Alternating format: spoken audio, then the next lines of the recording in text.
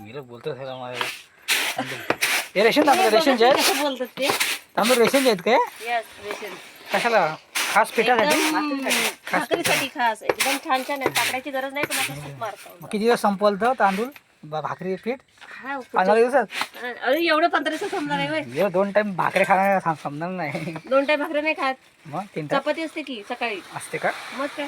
हा आता चपाती करता होय तुमच्या अहोनला आवडत नाही ना चपाती हा, डब्याला चपातीच नाही तर आवडत नाही काय, बरोबर खातील 7-8 खातील.